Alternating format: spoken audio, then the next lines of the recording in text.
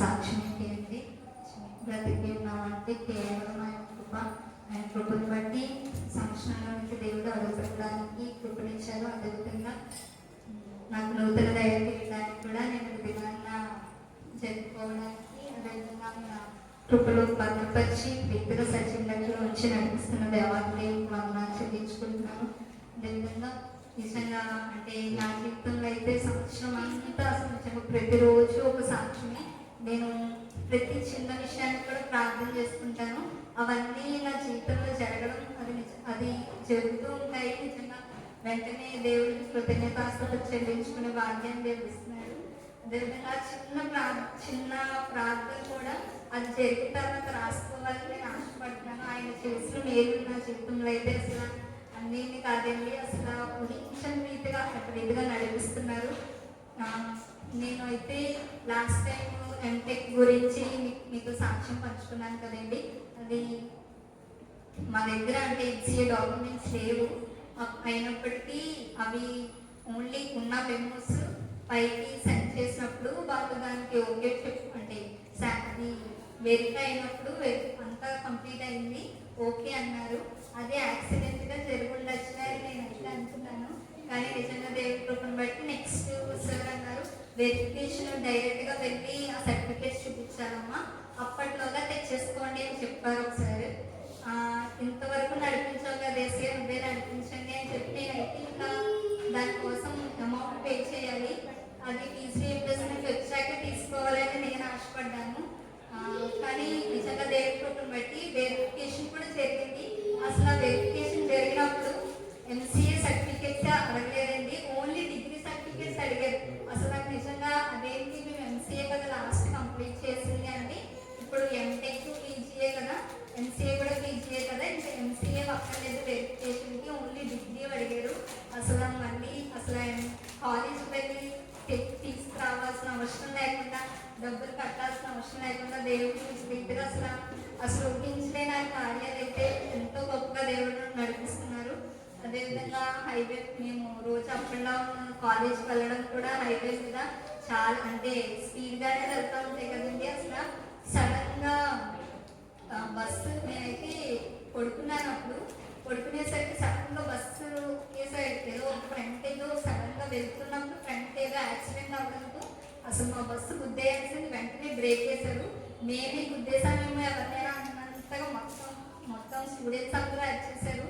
ఆ అరుపులకి నేను లేచాను. నిజంగా దేవుడు అసలు హైవే మీద వెళ్తున్నప్పుడు కానీ ఎన్నో యాక్సిడెంట్స్ చూసాం కదండి, ఏమి అసలు ఎలాంటి హాని సమీపించకుండా దేవుడు అటు రీతిగా సంరక్షించి కాపాడుతున్నాడు. ఇన్ని సంవత్సరాలు ఆయన రెక్కల కింద భద్రపరిచి నడిపిస్తున్న దేవాలయ వందనాలు చెల్లించుకుంటూ ఈ సంవత్సరం అంతా కూడా దేవుడు ఆయన కాపాడుతారని, అదేవిధంగా ఆయన సన్నిధిలో ఎక్కువగా కనిపెట్టేవారిగా నేను ఉండడానికి, ఆత్మీయంగా ఎదగడానికి మీ అందరి ప్రార్థన జ్ఞాపకం చేసుకుని చిన్న సాక్ష్యం దేవుడు తెలియజేసుకుంటాను. దేవాలయానికి ఉన్నాను, అలాగే సమీపం దైవజనులకి ఉన్నాను, పురోహితులు మీ అందరికీ ఉన్నాను. మరి గత నిన్న శనివారం ప్రేర్ పెట్టించుకుందాం అనుకున్నామని సుసన్న పుట్టినరోజుకి, కానీ కొద్దిగా ఇంటికి పనులు సెటరై తీసేసి ఇంటికి పెట్టడం ఇవన్నీ చేయడం వల్ల చేయలేకపోయాం, క్షమించండి. అలాగే ఆయన అనౌన్స్మెంట్ చేసాం, క్షమించండి. ఈ వారంలో మరి రోజు పెడతారు అవిలాగా ప్రార్థన చేస్తున్నాం. అలాగే గత మంగళవారం బుధవారం మేము ఇంటికి పొందాలని వెళ్తుండగా రోడ్డు నుంచి వెళ్తున్నాండి. మేము బాగా వస్తున్నాం, రోడ్డు నుంచి మా రూట్లో మేము వస్తున్నాం. కానీ ఎదరి నుంచి ఒక ఆయన అనుకోకుండా ఆయన ముసలైన ఫ్యామిలీతోనే వస్తే నేను చూసుకోలేదు, మాట్లాడపడుతున్నాను. కానీ దేవుడు కృపను బట్టి చాలా తప్పించాడు. లేకపోతే ఇద్దరికి చాలా నిర్మలకి నాకు హర్షం నడుపుకున్నాను, చాలా పెద్ద ప్రమాదం తప్పించాడు దేవుడు. గొప్ప పాటలు అంటే ఆయన చేసే కార్యాలు కంటికి కనపడు, నీవు కింద ఉన్నట్టు ఆయన కార్యాన్ని బట్టి గొప్ప స్థుతులు చెందుతున్నాను. అలాగే ఆయన ఇంటి పనిలో చాలా ఒత్తిడి ఎక్కువైపోయి ఆయన కొద్దిగా ఇబ్బంది పడి ఆ మాటల్లో వచ్చేస్తాం. కానీ మా దారిని ఏమవుతాం కట్టదారు కూడా వస్తాం, కానీ వచ్చేవాడు మా రాముడు వచ్చేసి మమ్మల్ని స్టైల్ చేయడం. కానీ దేవుడు చాలా రెప్పపాటు తప్పించాడు. ఆ రెప్పపాటులో ఏంటంటే ఇద్దరికి పడిపోతుంది, దెబ్బతాదు మొత్తం కుక్ అయిపోయింది, అంత అయిపోయింది. దేవుడు కృప కాపుదం అనుకున్నందుకు వందనాలు తెలుసుకుంటూ ఈ సాక్ష్యం దేవుడికి మేము కలగాలని చెప్పుకుంటాను. మంచిది. దేవుని వాక్యాన్ని మనం కొన్ని నిమిషాలు మనం ధ్యానిద్దాం. కొన్ని నిమిషాలు దేవుని యొక్క వాక్యాన్ని మనం ధ్యానిద్దాం. మంచిది, ఇది గమనించండి. గడిచినటువంటి వారంలో ఐ థింక్ అది డేట్ నాకు గుర్తులేదు, కానీ ఐ థింక్ 12వ తేదీ అనుకుంటా ఈ యొక్క మన మందిరంలోనే 7 సార్ల ప్రార్థన కూడిక పెట్టబడినది. మీరు అంటే స్టాటస్ లో లేకపోతే మన వాట్సాప్ గ్రూప్స్ చూస్తున్నారు లేదు నాకు తెలియదు, కానీ పెడుతున్నాం కూడా విషయం. ఎందుకంటే మీకు తెలియాలి, మీకు కూడా తెలియాలి కదా. సంఘ కాపరి సేవకుడు ఏం చెబుతున్నాడో అని ఈ విషయాన్ని కూడా మనం తెలుసుకోవాలంటే ఎలా తెలుసుకోవాలనుకుంటూ ఉంటామంటే, మనకి మన వాట్సాప్ గ్రూప్ ఉంది కాబట్టి దాంట్లో కూడా కొన్ని విషయాలు దాంట్లో పెడుతూ ఉంటారు, తెలియస్తూ ఉంటారు. సో దానిని మనం చూస్తూ ఉండాలి. గర్భం దాంతోనే చూడాలని కాదుగా చెప్పేది. కనీసం అప్పుడప్పుడు రోజు 2 సార్లు 3 సార్లు ఒకసారి చూడండి, ఒకసారి మన వాట్సాప్ గ్రూప్ చూడండి, మన ప్రేయర్ మన చర్చ్ గ్రూప్ ఉంది కాబట్టి దాన్ని ఒకసారి చూడండి. సాంపుల్ ఏం చెప్పారా అంటారా, లేదా ఏం పెట్టారు పోస్ట్ ఏదా ఏంటి, ఆత్మీయ గ్రూపే కాబట్టి దాని కొరకు మీ సమయం కొంచెం గడిపినా పర్వాలేదు. అనవసరమైన వాటి కొరకు మనం ఆ సమయాన్ని వెచ్చిస్తూ దాని కొరకు గడుపుతున్నాం. కానీ ఆత్మీయమైనటువంటి వాట్సాప్ గ్రూప్, మన యొక్క చర్చ్ వాట్సాప్ గ్రూప్, దాని కొరకు ఏమాత్రం కూడా ఆలోచన లేకుండా సమయం కూడా పెట్టలేకపోతున్నాము. కాబట్టి ఈ విషయం ప్రతి ఒక్కరు కూడా గమనించండి. అలాగనే ఆ యొక్క 7 సేవకులు మన మందిరంలో కూడుకోవడం రావడము, మన కొరకు, మన పరిచయ కొరకు, మన సంఘ బిడ్డల కొరకు, యవనస్తుల కొరకు, పరీక్ష రాసిన బిడ్డల కొరకు, అందరి కొరకు కూడా ఆ సేవకులు ప్రార్థన చేసి ఉన్నారు. కాబట్టి గమనించండి, ఎందుకు ఇలాగ 7 సేవకులతో అలా తీసుకొస్తున్నారు, ఎందుకు చేస్తున్నారు ఏంటి అనుకుంటే, మన పరిచయ అభివృద్ధి చెందడం కొరకే, మన సంఘ బిడ్డలు, సంఘ విశ్వాసులు ఆత్మీయ ఎదుగుదల కొరకే, ప్రత్యేక సమస్య నుండి కూడా వారు ప్రతి ఒక్కరు కూడా విడుదల పొందడం కొరకే ఇలాగన ఈ 7 సేవకుల చేత ఆ విధంగా చేర్చుకోవడం జరుగుతుంది. మనం అందరం కోసం వారు ప్రార్థన చేయడం జరుగుతూ ఉంటున్నది. అది మనకెంతో మేలు, దీవెన, ఆశీర్వాదం. ఆ సేవకులను మనం చేర్చుకోవడము, వారేమో మన వద్దకు వచ్చి వారి పారదూలి మన గృహంలో, మన మందిరంలో దొరికి వెళ్ళి ఉన్నారు, ప్రార్థన చేస్తూ మన కొరకు, మన సంఘం కొరకు, మన పరిచయం కొరకే ఏంటి కనుక అది మనకెంతో దీవెన. హల్లెలూయా. కాబట్టి గమనించండి, ఈ యొక్క వారంలో 28వ తేదీన మన మినిస్ట్రీ, మన ప్రేయర్ ఫర్ మినిస్ట్రీ యొక్క సేవకుల కూడిక కూడా మన మందిరంలో పెట్టబడుతూ ఉంటున్నది. కాబట్టి గమనించండి, 28 బుధవారం. ఓకేనండి, రావచ్చు కూడా పర్వాలేదు. సేవకులే కదా మేము రాకూడదేమో అని ఎప్పుడు కూడా అనుకోకండి. ఓకేనండి, కాబట్టి 28వ తేదీన కూడా మీరు రావచ్చు. ఉదయకాలంలో సేవ అంటే టైం వచ్చేస్తారు, పెళ్లిగా వచ్చేస్తూ ఉంటారు. కాబట్టి జ్ఞాపకం గుర్తుంచుకోండి, జ్ఞాపకం ఉంచుకోండి. త్వరితంగా కొంచెం తొందరగా వచ్చేసి ఆ సమయాన్ని కొంచెం నాకు సహకరిస్తే కనుక, అంటే ఆ పని పట్ల అనుకోవచ్చు, లేదంటే ఆ కార్యక్రమానికి అనుకోవచ్చు, నా వంతు నేనేదైనా చేయాలి, అది మీ ఇష్టం, మీ ప్రేరణ ఇవ్వదు. నేనైతే ఇప్పుడు డిమాండ్ చేయట్లేదు, మీరు ఇదేమని, మీరు అదేమని, మీరు అలా చేయండి, మీకు ఇలా చెప్పడం లేదు. మీ ఇష్టము, మీకే ఉద్దేశం ఉంటాం కూడా. ఇప్పుడు కూడా గమనించండి, ఈ విషయం కూడాను సహకరించండి. ఆ దినాన్ని కూడా కొంచెం పరిచయం కూడా ఉంటుంది కాబట్టి దీనంత వరకు కొంచెం ఆ పనులలో కూడా మీరు ఆలోచన కలిగి కొంచెం చేసినట్లయితే మీకు ఎంతో దీవించబడుతూనే ఉంటూ ఉంటారు. కాబట్టి ఈ విషయం జ్ఞాపకం ఉంచుకోండి. 28వ తేదీన ఈ నెల ఈ వార్తలో బుధవారం ఉదయకాలం జరుగుతుంటది. కాబట్టి ప్రతి ఒక్కరు కూడా రండి, ఆ ప్రార్థన కూడా, ఆ సాధన కూడా. హల్లెలూయా, హల్లెలూయా. మంచిది, దేవుని యొక్క వాక్యం మనం కొన్ని నిమిషాలు ధ్యానిద్దాం, ప్రార్థిద్దాం. పరిశుద్ధుడా, గొప్ప దేవుడా, కృపగల తండ్రి, మీకు స్తుతి స్తోత్రాలు వందనాలు చెల్లించుకుంటున్నాం ప్రభావ. మీ వాక్యాన్ని ధ్యానించడానికి ముందుకు వెళ్తున్నాం ప్రభావ, సిద్ధపడుతున్నాము. మీరే నీ వాక్కుతో మాటలతో మాట్లాడమని వెనకల చూడ గ్రహించు మనసు అనుగ్రహించము. నీ సన్నిధి ఇక్కడ వచ్చి మీ ఆత్మ ప్రతి ఒక్కరి మీద అల్లాడింప చేసి ప్రతి ఒక్కరిని ఒకసారి తాకమని నీ వాక్కు చేత ప్రతి ఒక్కరిని పట్టుకోమని యేసు నామములో ప్రార్థించి వేడుకుంటున్నాను ప్రభువా. ఆమేన్. హల్లెలూయా హల్లెలూయా. సమాజంలో ప్రతి ఒక్కరు కూడా పరుగెత్తునే ఉంటున్నారు. ఏంటండి? సమాజంలో ప్రతి ఒక్కరు కూడా, ప్రతి ఒక్కరు అనగానే ప్రతి ఒక్క మానవుడు ఒకరికి అర్థమవుతుందా? సమాజంలో ప్రతి ఒక్క మానవుడు కూడా పరుగెత్తునే ఉంటూ ఉన్నాడు. ఒక్కొక్కరు ఒక్కో దాని పక్క పరిగెత్తూ ఉంటారు కదండి. అందరూ ఒక దాని పక్క పరిగెత్తారా ఏంటండి? అలా కాదు కదా, ఉంటారు కదా. ఒక్కొక్కరు ఒక్కొక్క దాని కొరకే పరిగెత్తూ ఉంటూ ఉంటారు. ఈ యొక్క సమాజంలో మనుషులు మానవులు అంటున్నాను అంటే ఇందులో అనగా సమాజంలో క్రైస్తవులు ఉంటారు, ఇతరులు కూడా ఉంటారు. ఇతరులు అనగా వారు అనేక రకములుగా అనేక విధాలను చూసుకోవచ్చు, పోల్చుకోవచ్చు, చెప్పుకోవచ్చు కూడా. ఓకేనండి, అర్థమవుతుంది కదా.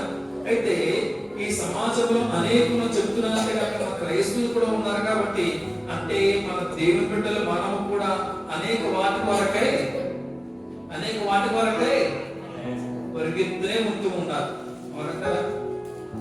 పరిగెత్తాల్సిన విషయంతో పరిగెత్తాల్సిన వారమే ఉన్నాం కాదంటే. అంటే ఒక్కొక్కరు ఒక్క దాని కొరకే పరిగెత్తూ ఉన్నారు. క్రైస్తవులైనను దేవుని బిడ్డలైనను ఇప్పుడు కూడా మనం దేని కొరకే పరిగెత్తాలి? అసలు దేని కొరకు మనం పరిగెత్తాలి? అర్థమవుతుంది కదా. అంటే మన క్రైస్తవులు అయినట్టు కూడా మనం దేని కొరకే మనం పరిగెత్తూ ఉంటున్నామో ఒకసారి మనం ఆలోచన చేసుకో. సరే, మంచిది, ఏదైతే ఉంది కానీ దేవుని పరిగెత్త నాకు ఎందుకులే అనుకోవచ్చు. కానీ మనకు దేని కొరకే పరిగెత్తాలి, ఏ విధంగా పరిగెత్తాలి, వేటి కొరకే పరిగెత్తాలి అనే విషయాన్ని బట్టి మనం ఈ విధముగా నాకు కొన్ని విషయాలు మనం ధ్యానిద్దాం. హల్లెలూయా హల్లెలూయా. 2025 సంవత్సరాలు అయిపోయింది. అంటే ఇన్సూరెన్స్ మన వయసు చూసుకుంటే కనుక 40 అయిపోయింది. ఒక్కొక్కరు చాలా చాలా కాలం అయిపోయింది, చాలా సంవత్సరాలు అయిపోయింది.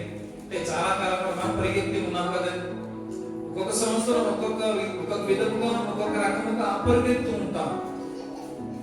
జాబ్ చేసుకుంటున్నారు అనుకోండి, కంపల్సరీగా ఏమనుకుంటూ ఉంటారు, కంపల్సరీగా ఈ సంవత్సరమైనా నా యొక్క బేసిక్ సాలరీ కొంచెం పెరగాలి, లేకపోతే నాకు పొజిషన్ కొంచెం మారాలి అంటే ఎదుగుతూ ఉండాలి.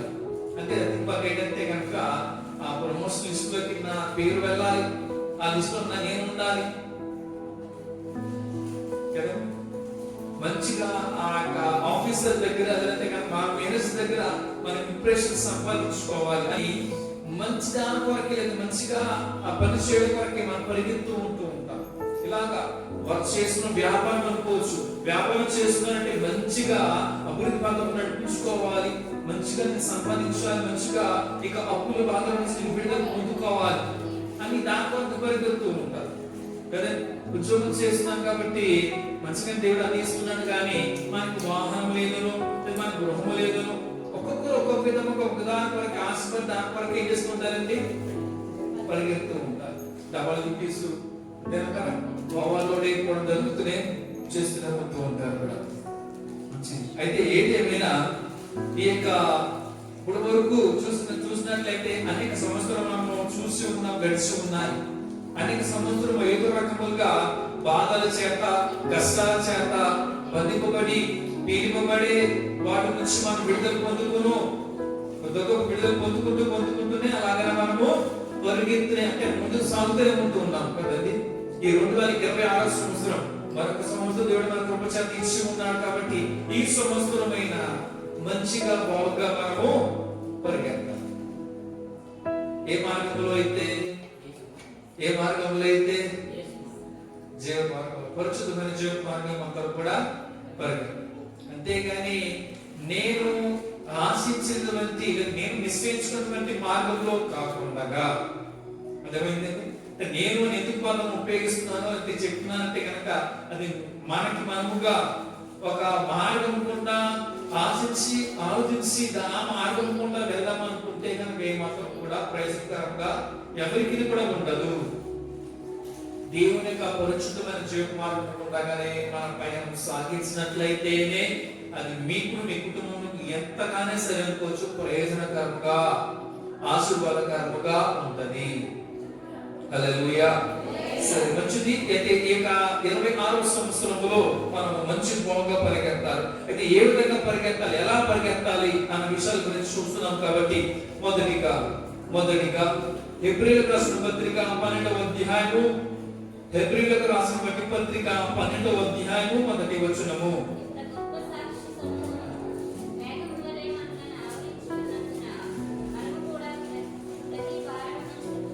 మనము ప్రతి భారమును సులువుగా చుక్కులు పెట్టు పాపమును విడిచిపెట్టాలి. విశ్వాసమును కర్తయు దానిని కొనసాగించుకోడునైనా యేసు వైపు చూచుచు మన ఎదుట ఉంచబడిన వంతెములో పరిగెత్తమని. హల్లెలూయా, హల్లెలూయా. అలాగనే మత్తయి సువార్త 11వ అధ్యాయము 28వ వచనం మనం చూద్దాం ఒకసారి. మత్తయి సువార్త 11వ అధ్యాయము 28వ వచనం. ప్రయాసపడి భారం మోసుకొంచున్న సమస్త జనులారా నా యొద్దకు రండి, నేను మీకు విశ్రాంతి కలుగజేయుదును.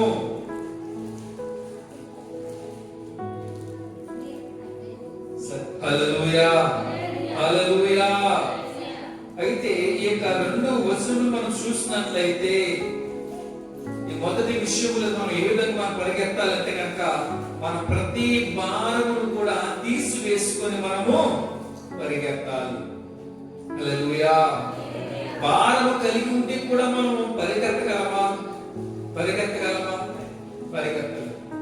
ఆ భారాన్ని తీసివేసుకోగలిగితేనే మంచిగా బాగా పరిగెత్తగలగడానికి అవకాశాలు ఉంటాయి. అది ఎవరికైనా సరే అనుకోవచ్చు, అది ఏ రకమైన భారమైనా సరే అనుకోవచ్చు కదండి. భారములు అనగా దానికి నీటి కూడా మనకి అనేకములు మనకి ఉన్నాయి. ప్రతి ఒక్కరికి భారములు అనేకములు ఉంటాయి. ఒక్కొక్కరికి ఒక రకం భారం అనేది ఉంటది. ఆ భారం అనగా సమస్య. ఓకేనండి. హల్లెలూయా. మీకు ఉదాహరణకు ఒకటి చెప్తాను బట్టి ముందుకు వెళ్ళిపోతాను. ఏదో అనుకోవచ్చు, నాకు అర్థమైన అనుకోవచ్చు. బలహీనతలు అదొక భారం, రుణ సమస్యలు అదొక భారం. ఓకేనా. ఇలా జాబ్ ప్రాపర్ గా లేకపోతే, లేదా ప్రాపర్ సాలరీ రాకపోతే, అప్పుడు సరిగ్గా టైం కట్టలేకపోతున్నాము, ఇలాగ అనేక రకములకు మనకు భారములు అనేవి మనకు ఉంటూనే ఉన్నాయి. కాబట్టి ఈ భారములన్నీ కూడా ఏం చేయమన్నారు? అలా మోస్తూనే పరిగెత్తు అని చెప్తున్నారా? ఏం చేయాలంట? మరి ఏం చేయాలంట చెప్పండి. ఏం చేయాలంట? అయితే ప్రతి విధములైన ప్రతి భారము కూడా మనం ఏం చేయాలంటే తీసివేసుకోవాలి. తీసివేసుకోవాలంటే ఎలాగా పలికిపోతాయి? ఎలా తీసివేసుకోగలుగుతూ ఉంటాము అంటే మన ప్రతి భారమును కూడా దేవునికి అప్పచెప్పాలి. ఆయన మన ప్రతి పాపములను ఆయన భుజములో వేసుకుని ఉండగా ఆయనే వేసుకుని ఉన్నాడు కదండి. అంటే ఆ పాపములన్నింటినీ మనం మోస్తూ ఉండగా దానికి ప్రతిఫలం తన శిక్ష మనం అనుభవించాల్సిన వారమైన మనమైతే ఆయన అనుభవించి ఉన్నాడే. ఇది ఎలా సాధ్యమైనది? ఆయనే మన ప్రతి పాపములను ప్రతి భారమును ఆయన భుజాలపైనే వేసుకొని ఉన్నాడు. ఆయన చెప్తున్న మాటే కదా, ప్రయాసపడే భారం వచ్చిన సమస్త జనులారా ఆయనకు రండి, నేను మీకు విశ్రాంతిని అనుగ్రహిస్తాను అని చెప్తూనే ఉన్నాడు. అది క్రీస్తు సమస్త భారములను ఆయన మోయగలడు. మోస్తూ మనను విడిపిస్తూ నడిపిస్తూనే ఉంటూ ఉంటారు. హల్లెలూయా. అర్థమైంది కదండి. ఆయనకు అసాధ్యమైనది ఏది లేదు. కాబట్టి ఆయన ఎంతటి భారమునైనా, ఎంతటి పాపినైనా, ఘోర పాపినైనా, ఘోరాది ఘోర పాపినైనా సరే కోసం ఆయన క్షమించగలడు. ఆయన ప్రతి పాపం నుంచి కూడా ఆయన విడిపించగలడు. ఆయనకి సమస్యలు సాధ్యమే, ఆయన చేయలేదంత ఏది లేదు.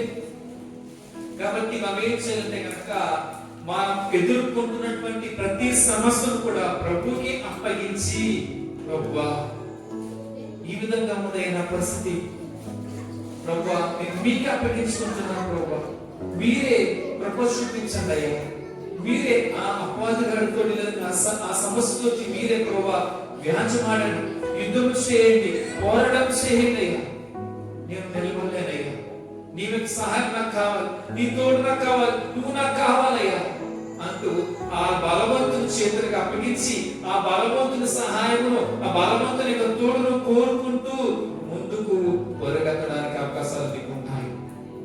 హల్లెలూయా, హల్లెలూయా. మనిషికి ఇంకా సింపుల్ బాగా ఈజీగా అర్థమవుతుంది. పరుగు బంధం పెట్టారు, స్కూల్ పరుగు బంధం పెట్టారు, పిల్లలు 10 మంది లైన్లో ఉంచున్నారు కదండి, గీత పడతాకే 10 మంది ఉంచున్నారు. 10 మంది వచ్చేటప్పటికి కొంత గీత గీసారు, గీత గీసారు అక్కడ వరకు అక్కడికి అలా వెళ్ళిపోవాలి, ఎవరు ఫస్ట్ వెళ్ళిపోతారో వాళ్ళే ఫస్ట్ అని చెప్తారు. సరే 10 మందికి కూడా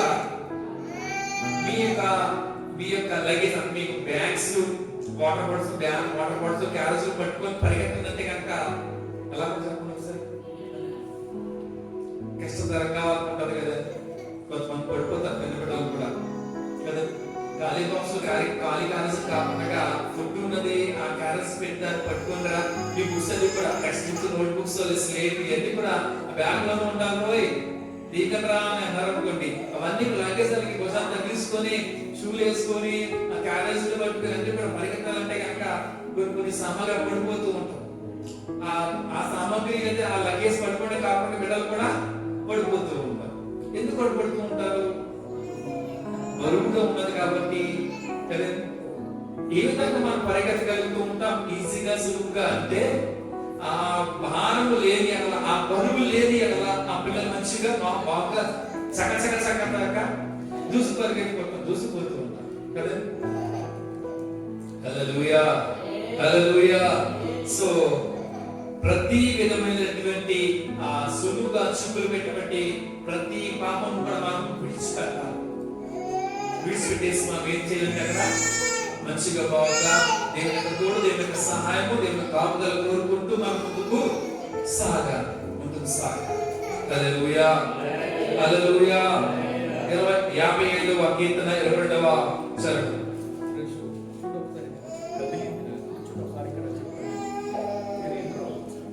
57వ కీర్తన 22వ చరణం.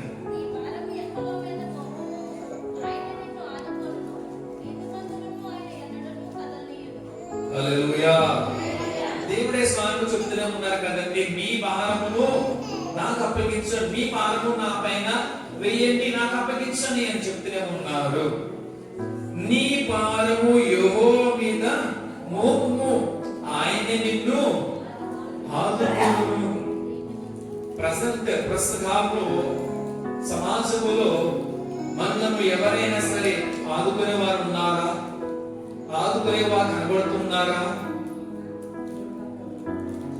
సమాజంలో ఏ ఒక్క మనుషుడు కూడా ఏ ఒక్కరిని కూడా ఆదుకోలేకపోతున్నాడు. ఆదుకునే వారు కరవసిపోతున్నటువంటి పరిస్థితి, అటువంటి కాలము, అటువంటి సమాజము కదండి. అయితే మనుషులైతే కనుక ఎవరు కూడా నీకు ఎవరు కూడా ఆదుకోలేకపోవచ్చేమో గాని, నీవేపు చూడలేకపోవచ్చేమో గాని, నీ యొక్కకు నీ దగ్గరికి రాకపోవచ్చేమో గాని, రాలేకపోవచ్చేమో గాని, దేవుడైతే కనుక ఉన్నాడు. ఆయన ప్రతి ఒక్కరిని కూడా ఆయన ఆదుకొనగలుగుతూ ఉంటాడు. ఆయన ప్రతి ఒక్కరిని కూడా ఆయన హస్తపడతాను చేపట్టుకొని లేవనెత్తగలుగుతూ ఉంటాడు. హల్లెలూయా, హల్లెలూయా. ప్రతి ఒక్కరికి ఆయన తోడుగా ఉండి, రే బిడ్డ నీకెందుకు రాస్తామా, నీకెందుకు అంత బరువులు బాధ్యతల భారం, నీకెందుకు ఇలాగే నేను మోస్తాను లేదని ఆయన భుజాల పైన వేసుకొని తన హస్తపట్టుకుని ముందుగా మనలను మంచిగా బాగా నడిపించగలుగుతూ ఉంటాం. హల్లెలూయా. సంతోషం ఉంటుంది కదండి. ఆ భారం మనం మోస్తున్నంత కాలం మనకి ఎలా ఉంటుందండి? చాలా కష్టంగా, చాలా ఇబ్బందికరంగా ఆ బరువు అనేది కాబట్టి ఎప్పుడైతే కనుక ఆ భారము తీసివేసుకున్నామో, లేదా మన పక్కన పెట్టామో, లేదా అప్పగించామో, ఒకరికి చేసాం అనుకోవచ్చు, ఒకరికి అప్పగించాం అనుకోవచ్చు, తీసివేసుకున్నాం అనుకోవచ్చు. ఇప్పుడు ఎలా ఉంటుందండి? చాలా చాలా ఫ్రీగా ఉంటుంది కదా.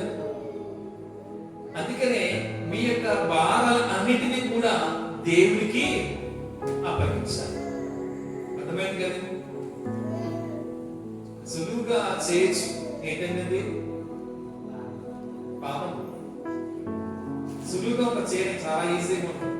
పాపం నీకు దాని ఉదాహరణ చెప్తారు. పాపం సులువే కాదండి అనుకుంటే కనుక ఒక విషయం పట్ల ఒక అబద్ధం ఆడాలంటే కనుక ఆడతారా లేదా? చాలా ఈజీ కదా. అలాగే మనకు కనపడ్డా కదా అనుకో, అక్కడ కనపడ్డారు ఎందుకు వెళ్ళారంట అంటే నేనా వెళ్ళాను నీకు అసలు ఇంట్లో మనం ఇక్కడే ఉన్నాం కదా అన్నారు. అప్పుడు ఎలా ఉంటుంది? చాలా సింపుల్ కదా అది. అబద్ధాలు అంటే చాలా ఈజీ కదా. మరి అబద్ధం ఆడేటువంటి వారు దేవునికి ఇష్టపడుతూ ఉంటారా? ఆయన రాజ్యంలో వారసులు అవుతుంటారా అంటే ప్రకటన కనబడుతుంటున్నారు. ఆ విషయం కూడా మనం అబద్ధాలు ఆడేవారు, వ్యభిచారం చేసేవారు, జవాబు కలిగిన వారు, ఇలాగ కొన్నింటి మనకు కనబడుతూ ఉంటాయి. వారు ఏ మాత్రం కూడా అక్కడ అరుణ్ కాదు, వారు వెళ్ళలేదు, చేసుకోలేదు దేవుడు అక్కడ వారిని, అలాంటి వారిని. హల్లెలూయా, హల్లెలూయా. సో ప్రతి అంటే ఒకవేళ అనుభవం చాలా సులువుగా తప్పు పాపాలు చేసుకున్నట్లయితే ఆ పాపాలు కూడా దేవునికే అప్పగించకండి. అర్థమైందా? మీ సమస్యలు ఏదైతే ఉన్నాయో, మీ శోధనలు ఏదైతే ఉన్నాయో, ఎదుర్కొన్నా ఏదైతే ఉన్నాయో వాటిని అవి దేవునికి అప్పగించండి, దేవుని పైన వేయండి. అంతేగాని తప్పిదప్పులు లేదా పాపములు చేసి దేవునికి అప్పచెప్పేసి అంతా దేవుడు జరిగించాడు, అంతా దేవుడే అని ఇప్పుడు కూడా ఏ విధంగా అనకూడదు, చెప్పరాదు. దేవునికి అప్పగించకండి. హల్లెలూయా. సో కంపల్సరిగా చూసినట్లయితే నీ భారము యెహోవా మీద మోపుము, ఆయన నిన్ను ఆదుకొనును, నీతిమంతులను ఆయన ఎన్నడూను కదలనీయడు. సమస్య శోధన వచ్చినప్పుడు ఏమవుతుంటది? భయపడిపోయి పడిపోతూ ఉంటారు కదా. భయపడిపోయి పడిపోతూ ఉంటారు. నీతిమంతులైతే కనుక కదలకుండా ఉంటారు. నీతిమంతులైతే కనుక వారు దేవుడు వారిని కదలనే ఉండగలాగా ఉంచుతా ఉంటారు. హల్లెలూయా, హల్లెలూయా. సో మొదటిగా చూసినట్లయితే ప్రతి భారమును కూడా తీసివేసుకొని మనము పరిగెత్తాలి. హల్లెలూయా. మొదటిగా ఏక విషయము జాగ్రత్తగా గుర్తుపెట్టుకోండి. రెండవదిగా చూద్దాం. హెబ్రీయులకు రాసిన పత్రిక 12వ అధ్యాయము 2వ వచనం. హెబ్రీయులకు రాసిన పత్రిక 12వ అధ్యాయము 2వ వచనం.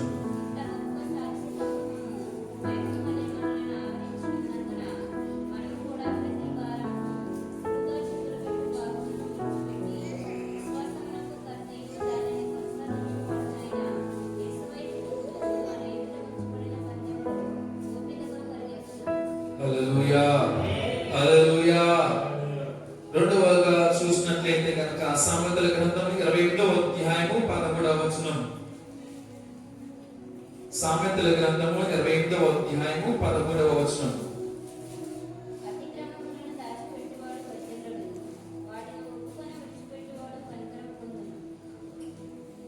హల్లెలూయా. ఈ రెండవదిగా చూసినట్లయితే మనం ఏ విధంగా ఎలాగ పరిగెత్తాలి, ఏక సంవత్సరం నూతన సంవత్సరంలో మనము మంచిగా బాగా పరిగెత్తాలి అని అంటే కనుక పాపమును విడిచిపెట్టి మనము పరిగెత్తాలి. ఎలా పరిగెత్తాలంటే పాపమును విడిచిపెట్టి మనము పరిగెత్తాలి. మనం కూడా ప్రతి భారం సులువుగా చిక్కులుపడే పాపం మనము విడిచిపెట్టి సులువుగా చిక్కులుపడే పాపం విడిచిపెట్టి విశ్వాసమునకు కర్తయు దానిని కొనసాగించువాడునైన యేసు వైపు చూచుటూ మన ఎడల పంచబడినటువంటి ఆ పరుగు మందుల మనమందరం కూడా మంచిగా బాగా పరిగెత్తాలి. యేసయ్య పాపాన్ని ఇష్టపడతాడా? పాపులను ఇష్టపడతాడు కానీ పాపాన్ని ఇష్టపడతాడు. పాపలను ఇష్టపడతాడు. ఈ విధంగా ఎందుకు ఇష్టపడతాడు? ఇంకా చేయండిరా అని ఆ విధంగా పాపలను ఇష్టపడుతున్నట్లు లెక్కలో వస్తుందా అంటే ఆ విధంగా ఇష్టపడడం లేదు. పాపలను వారి పాపాలను క్షమించడానికి, వారి పాపాలను తీసుకెళ్ళడానికి దేవుడు ఇష్టపడుతూ ఉంటాడు. కానీ పాపము మాత్రం దేవుడు ఎంత మాత్రం ఇష్టపడడు. పాపముకు దేవుడు ఎప్పుడు కూడా దూరంగానే ఉంటాడు. నేను ఉదాహరణ చెప్పుకోవచ్చు. యోసేపు కనబడుతూనే ఉంటాడు. యోసేపు కూడా సేమ్ సిమిలర్ చెప్పవచ్చు. యేసు ప్రభువు ఏ విధంగా జీవించున్నాడు సేమ్ అలాగనే అలాగనే యోసేపు భక్తుడు కూడా జీవించుకున్నాడు. హల్లెలూయా, హల్లెలూయా. పాపమును మనం విడిచిపెట్టి మనము పరిగెత్తాలి. అతిక్రమలను దాచిపెట్టువాడు ఏ మొత్తం కూడా వర్ధిల్లడు. వాటిని ఒప్పుకొని విడిచిపెట్టువాడు కనికరమని పొందుతూ ఉంటాడు. అతిక్రమాలన్నీ కూడా దాచిపెట్టున్నట్లయితే కనుక అదంతా కూడా మనకి అంత పెద్ద బండైపోయి కూర్చుంటాడు ఫాస్ట్ పైన. అది మన ఫ్యామిలీకి అదే ఉంది. అదంతా కూడా ప్రాబ్లం ఉంటుంది. హల్లెలూయా. సో పాపమును విడిచిపెట్టి మనమందరం కూడా పరిగెత్తే విధముగా ఉండాలి. మూడవది చూద్దాం ఒకసారి. మూడవదిగా ఫిలిప్పీయులకు రాసిన పత్రిక 3వ అధ్యాయము 13వ వచనం. ఫిలిప్పీయులకు రాసిన పత్రిక 3వ అధ్యాయము 13వ వచనం.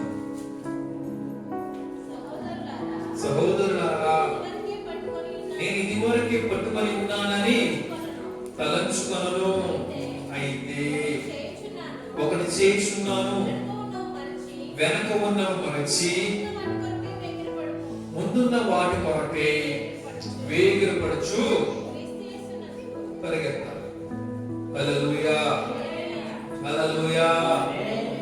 వెనుక ఉన్నవి లక్ష్య పెట్టక మనము పరిగెత్తాలి. వెనుక ఉన్నవి మనం లక్ష్య పెట్టక మనం పరిగెత్తాలి. నేను ఇదివరకే పట్టుకొని ఉన్నానని తలంచుకున్నాను. అయితే ఒకటి చేయుచున్నాను, వెనుక ఉన్నవి మరచి ముందున్న వాటి కొరకే వేగిరపడుచు మనమందరం కూడా పరిగెత్తే విధముగా ఉండాలి. హల్లెలూయా. మనకు ముందున్నది ఏమిటి, మనం అసలు దేనిలో ఉన్నాము, ముందున్నది ఏమిటి అనే విధంగా ఆలోచన కలిగి మన యొక్క పయనము ముందుకు సాగించాలి. మన పయనం చేయాలి. హల్లెలూయా. ఈ యొక్క పరుగు బంధం అంటే కనుక చెప్పాలంటే ఇది ఒక పరుగు బంధం అంటే అది క్రైస్తవం అనుకోవచ్చు. క్రైస్తవ్యం అంటే కనుక ఆ పందెములు మనందరం కూడా పరిగెత్తాలి. పరిగెత్తుతూ ఉండగా అనగా ఆ యొక్క నేల మీద చిన్న రాళ్ళు ఉండొచ్చు, ముళ్ళు ఉండొచ్చు అనుకోవచ్చు, లేదా చిన్న గొయ్యిలాగా చిన్న గుట్టలాగా అనుకోవచ్చు. ఇదో స్టేడియం అనుకోని మంచి బాగా కలిసి పెట్టాలనుకోవచ్చు. ఇది అలాంటిది పెట్టి పరుగు బంధం కాదు. మామూలు నేల మీద పెట్టేటువంటి పరుగు పందెం ఇది.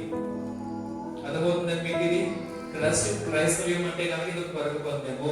దాంతో పోల్చినటువంటి ఈజీ మంచి బాగా అర్థమవుతూ ఉంటుంది. మనం ఆ పరుగు పందాలు పాల్గొంటున్నాం, క్రైస్తవులుగా అయి ఉన్నాం, రక్షణ పొంది ఉన్నాం కాబట్టి నువ్వు కూడా దానిలో పరుగు పందంలో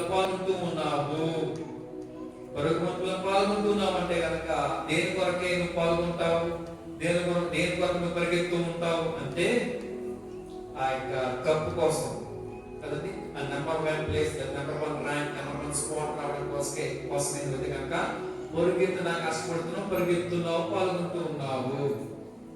ఆ కప్పు సాధించాలంటే కనుక పరలోక రాజ్యంలో మనం తెలుసుకోవచ్చు. సాధించాలంటే ఏ విధంగా సాధించగలము? ప్రయాసపడాలి, కష్టపడాలి. అంత ఈజీ కాదు కదా. హుసేన్ బోల్ట్ కదండి, ఎంత ఫాస్ట్ పరిగెట్టేవాడు ఒలింపిక్స్ అయితే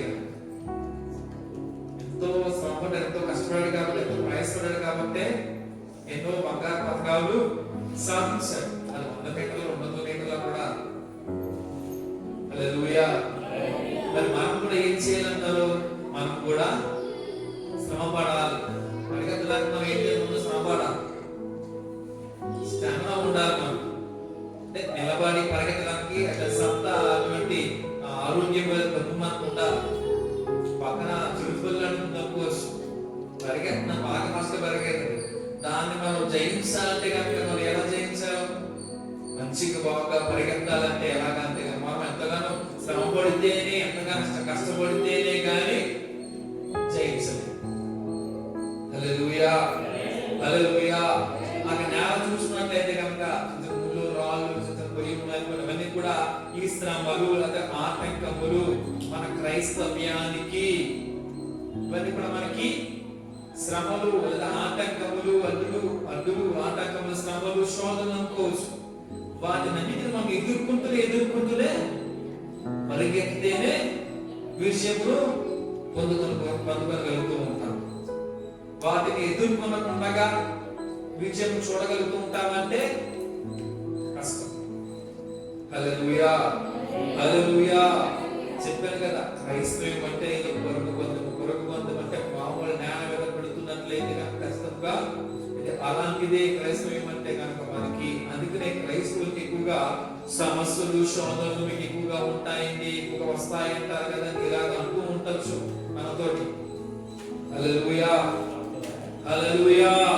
సో వెనుక ఉన్నవి మరచిపోయి వాటి ఏమాత్రం ఆలోచించుకుండగా, లక్ష్యం ఉంచుకుండగా ముందు మనకి ఆ పరుగు ముందు ఆ కప్పు ఉంది, మనం నెగ్గాలి, దాని వరకు ప్రయాసపడుతూ కష్టపడి ఉన్నాం, పరిగెత్తాలి, మనం విజయం సాధించాలి, విజయం పొందుకోవాలి అని ముందు దాని కొరకే ఆలోచన కలిగి దాని మీద నీకు తాను ఉద్దేశం, ఆలోచన, దృష్టి, సమస్తం దాని మీద దృష్టి మనం పరిగెత్తాలి. హల్లెలూయా, హల్లెలూయా. యెషయా గ్రంథం 43వ అధ్యాయము, యెషయా గ్రంథము 43వ అధ్యాయము 18వ వచనంలో చూసినట్లయితే, 43వ అధ్యాయము 18వ వచనం.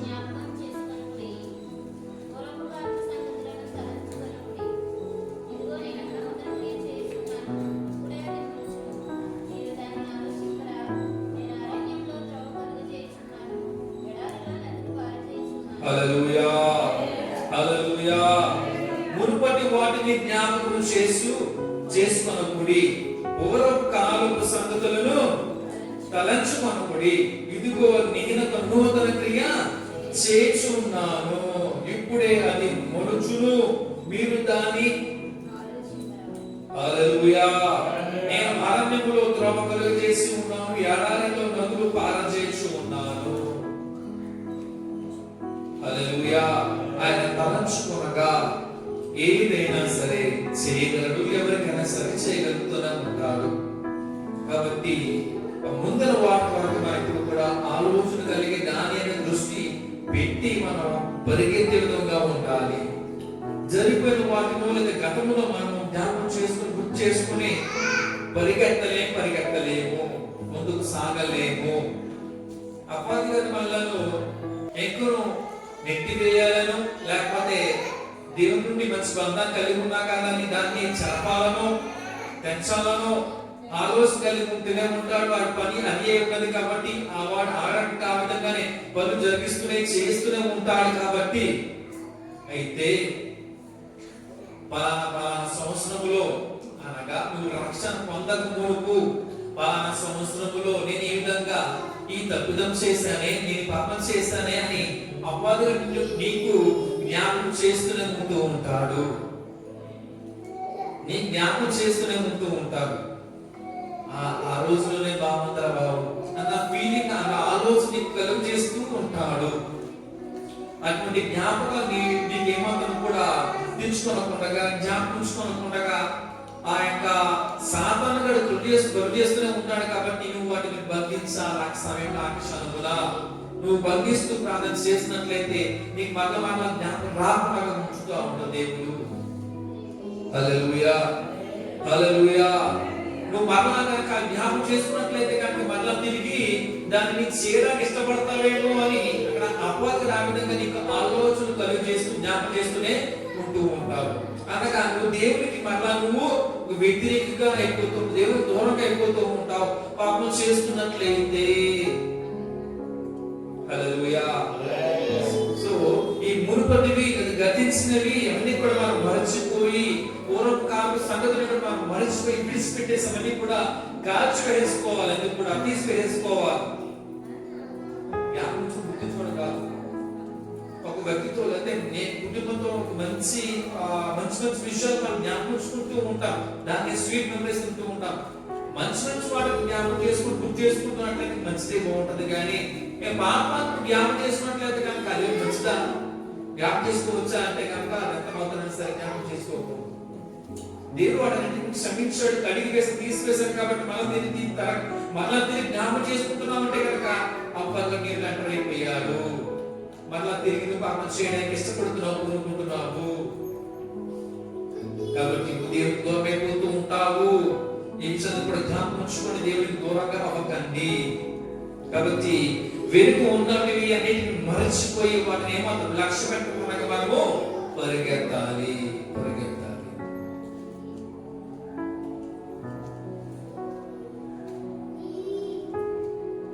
చివరిగా ఒక విషయం చూస్తున్నాను, ముగిస్తున్నాను మాటలు. ఇప్పుడు రాసిన పత్రిక 12వ అధ్యాయం 2వ వచనంలో కనబడుతున్నారు. ఒకసారి చూడండి. మనము కూడా ప్రతి వారము సులువుగా చిక్కులో పెట్టే పాపమును విడిచిపెట్టి విశ్వాసమునకు కర్తయు దానిని కొనసాగించుకోవడమైన యేసు వైపు చూచుచు మన ఎదుట ఉంచబడిన పందెములో ఓపికతో పరిగెత్తదము. ఆయన తన ఎదుట ఉంచబడిన ఆనందము కొరకై అవమానమును నిర్లక్ష్య పెట్టి సిలువను సహించి దేవుని సింహాసనం యొక్క కుడి పార్శ్వమున ఆసీనుడై ఉన్నాడు. అలాగే ఫిలిప్పీయులకు రాసిన పత్రిక 3వ అధ్యాయం 14వ వచనం ఒకసారి చదువుకుందాం. ఫిలిప్పీయులకు రాసిన పత్రిక 3వ అధ్యాయం 14వ వచనం. క్రీస్తు యేసునందు దేవుని ఉన్నతమైన పిలుపునకు కలుగు బహుమానమును పొందవలనని గురి యొద్దకి పరిగెత్తుచూ ఉన్నాను. 12వ వచనం చదువుకుందాం ఒకసారి. మళ్ళా ఇదివరకే నేను గెలిచితిని అయినను, ఇదివరకే సంపూర్ణ సిద్ధి పొందితినైనను నేను అనుకుంటలేదు గాని నేను దేని నిమిత్తము క్రీస్తు యేసు చేత పట్టబడుతునో దానిని పట్టుకొనవలెనని పరుగెత్తుచూ ఉన్నాను. మన గురి యేసే. మన గురి కలిగే మనం ఎలాగా పరిగెత్తాలి. యేసే కనుక మన గురి కాకుండా ఉండినట్లయితే నీ యొక్క పరుగు ఎక్కడికి వెళ్తాదో, నువ్వు ఎక్కడ పరిగెత్తుతావు, అది ఎక్కడ తీసుకుని వెళ్తావు నిన్ను తెలియదు. యేసే నీ గురి అనే నువ్వు పరిగెత్తే విధముగా ఉండాలి. ఎందుకంటే కనుక ఆ యొక్క విషయములు అంటే కనుక ఆ కప్పులు మనకి ఇచ్చేది, ఆ ఉన్నది ఇలా ఇచ్చేది ఏమంటే కనుక ఆయనే. కాబట్టి హల్లెలూయా, హల్లెలూయా. ఉన్నతమైన పిలుపులకు కలుగు బహుమానం అందరూ కూడా పొందవలని గురి యొద్దకే మనం అందరూ కూడా పరిగెత్తాలి. యేసయ్య మన గురి కలిగి ఉన్నట్లయితే మంచిగా బాగా పరిగెత్తడానికి అవకాశం ఉంటాయి. హల్లెలూయా, హల్లెలూయా. చివరిగా ఒక విషయం తెలిసినాక మాత్రం నేను ముగిస్తాను. 2వ తిమోతి రాసిన పత్రిక 4వ అధ్యాయం 7వ వచనం.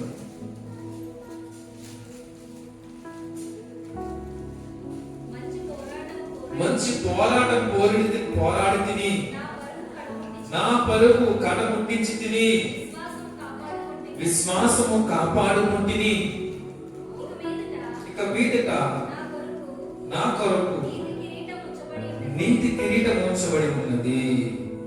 హల్లెలూయా, హల్లెలూయా. విశ్వాసమును ఎప్పుడు కూడా మనం కాపాడుకుంటూనే మనమందరం కూడా పరిగెత్తాలి. అంటే విశ్వాసముతో మనమందరం కూడా పరిగెత్తే విధముగా ఉండాలి. ఖచ్చితంగా ఆయన మనకు ఇస్తాడు. ఆయన రాజ్యములు మనకి స్థానమును గృహమును మనకి ఇస్తాడు. హల్లెలూయా, హల్లెలూయా. ఆయన కాకుండా మరి ఎవరు కూడా ఇవ్వలేరు, ఎవరు కూడా. ఆయన వెళ్ళిపోతూ నా శిష్యులతో కూడా విధంగా చెబుతూనే ఉన్నారు కదా, నేను మీ అందరి కొరకే అక్కడ గృహములను అక్కడ ఏర్పాటు చేయడం కొరకు నేను వెలుపుతూ ఉన్నాను అని. హల్లెలూయా, హల్లెలూయా. విశ్వాసముతోనే నీ పరుగు అనేది ఉండాలి. విశ్వాసంతో పరిగెత్తాలి. క్రైస్తవులు అనగా నీకు విశ్వాసం, నీకు జీవితంలో, నీకు విశ్వాస జీవితంలో విశ్వాసముతోనే పరిగెత్తితేనే విషయములను పొందుకుంటూ ఉంటావు, విషయమును చూడగలుగుతూ ఉంటావు. విశ్వాసం లేకుండా పరిగెత్తున్నామంటే కనుక ఏ విధంగా సరే దేనిని నువ్వు చూడలేవు, దేనిని కూడా నువ్వు దక్కించుకోలేవు, దేవుని దగ్గర చేరలేవు కూడా. హల్లెలూయా, హల్లెలూయా. ఆ విశ్వాసంతో పరిగెత్తున్నామంటే కనుక ఇంకా కొంచెం దూరం ఉంది, మనం వెళ్ళగలుగుతామని నిరీక్షణతోనే మనం పరిగెత్తాలి. ప్రతి క్రైస్తవుడు కూడా యేసయ్య రాబోతున్నాడు, యేసయ్య వస్తాడు, నన్ను తీసుకుని వెళ్తాడనేటువంటి ఆలోచనతోటి, భావనతోటి అలాగా బ్రతుకుతూ ఉన్నారు కదా దేవుళ్ళు. దేవుడు ఎవరిని తీసుకుంటాడో లేదా ఎవరిని తీసుకోకుండా ఉంటాడో వారికి దేవునికి తెలుసు విషయం. మనకు తెలియకపోవచ్చు అనుకోవచ్చు, అంటే ఎదుటి వ్యక్తి తెలియకపోకుండా ఉండవచ్చునేమో, కానీ వారికి దేవునికి తెలుసును. నేను పరలోక రాజ్యంలో ఉన్నాను, దేవుడు చేసుకుంటాడా, తీసుకుని వెళ్తాడా, నన్ను నేను అడగలనా అని నాకు దేవుడికి తెలుసు, కానీ ఎదుటి వ్యక్తికి ఎవరికి తెలియదు విషయం కదండి. హల్లెలూయా. కేవలం విశ్వాసముతోటి మనం అందరం పరిగెత్తునే ఉంటున్నట్లయితే ఖచ్చితంగా దేవుడు నిన్ను చేర్చుకుంటాడు, తీసుకుంటాడు, నువ్వు చూడగలుగుతూ ఉంటావు. హల్లెలూయా, హల్లెలూయా. కాబట్టి మంచి బాగా పరిగెత్తాలని ప్రతి ఒక్కరిని తెలియస్తూ ఉంటున్నాను. ఈ విధంగా పరిగెత్తినట్లయితే కనుక ఖచ్చితంగా ప్రతి ఒక్కరు కూడా విషయం చూడగలుగుతూ ఉంటారు. అలాంటి కోరుకున్న దేవుడు ప్రతి ఒక్క బిడ్డకు అనుగ్రహించును గాక. కొద్ది మాట మన ఇంట్లో దీవించి ఫలించును గాక. ఆమేన్.